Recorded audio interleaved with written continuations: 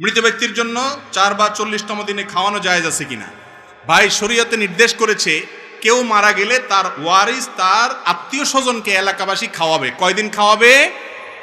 কমপক্ষে 3 দিন পর্যন্ত তাদেরকে মেহমানদারি করবে। আরো বেশি করতে পারলে ভালো, যদি তাদের মন খারাপ থাকে।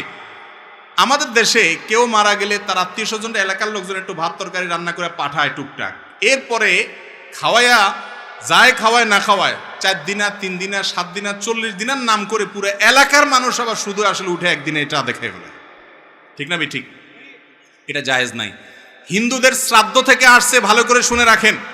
মুর্দার খাওয়ানি এটা ইসলামে জায়েজ নাই। মুর্দার খাওয়ানির নামে যেটা আমাদের দেশে আছে 40 দিন, 3 দিন, 7 দিন, এই কালচারগুলো আসছে হিন্দুদের থেকে। হিন্দু ভাইরা তাদেরটা করে করুক, কিন্তু অ্যাজ এ মুসলিম আপনি আরেকটাকে অনুসরণ করতে পারেন না। তাহলে আপনার কোনো বিলিভের, আপনার বিশ্বাসের, ইমানে কোনো মানে থাকে না।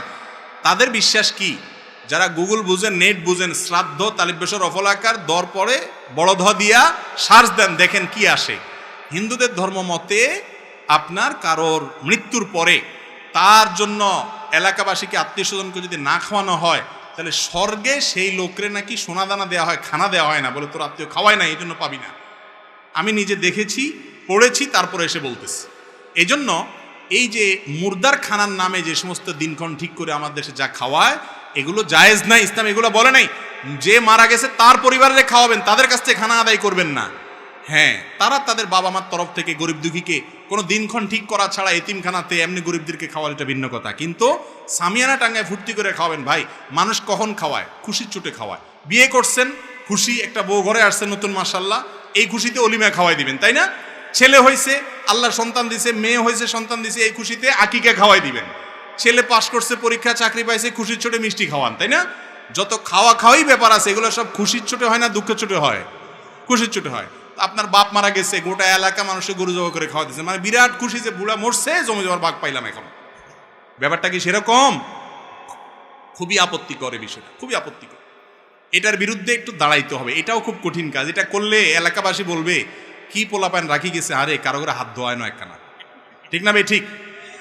আপনার হাত ধোয়াইতে হবে আরেকজন, আপনার হাত কি লুলা হয়ে গেছে, পানির অভাব হচ্ছে, তলরছে? আসলে হাত ধোয়ানো তো কথা না, মানে খাওয়ায় না। এই অনাচারের বিরুদ্ধে দাঁড়াইতে হবে যে আমার বাবা মারা গেছেন, মা মারা গেছেন, আমি তাদের পক্ষ থেকে একটা টিউবওয়েল করে দেবো, মসজিদে কিছু টাকা দান করবো, কিছু গরিব মানুষকে দিব। এই এলাকাবাসী খাওয়ায় ফুর্তির অনুষ্ঠান করব না, এটা জায়েজ নাই। আল্লাহ আমাদেরকে মানার তৌফিক দান করুন। সৎসাহস থাকতে হবে সত্য কথা মানার জন্য।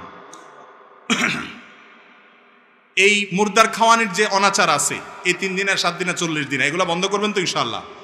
একটু হাত তুলে দেখান তো কারা নিয়ত করেছেন। আল্লাহ আমাদের সবাইকে বেদাতের বিরুদ্ধে শক্ত হওয়ার তৌফিক দান করুন, সুন্নতের উপর ঐক্যবদ্ধ হওয়ার তৌফিক দান করুন। আমিন। আল্লাহ তাআলা সবাইকে তৌফিক দান করুন। হিম্মত করতে হবে।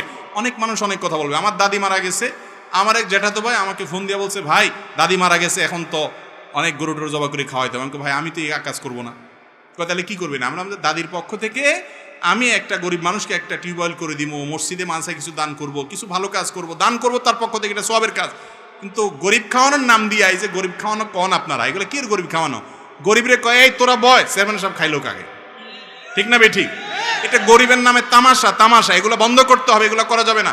কোনো মানুষ মারা গেলে তার ওয়ারিসরা তাদেরকে এলাকাবাসী খাওয়াবেন, তাদের কাছ থেকে কোনো খানা আদায় করবেন। মনে থাকবে তো ইনশাআল্লাহ?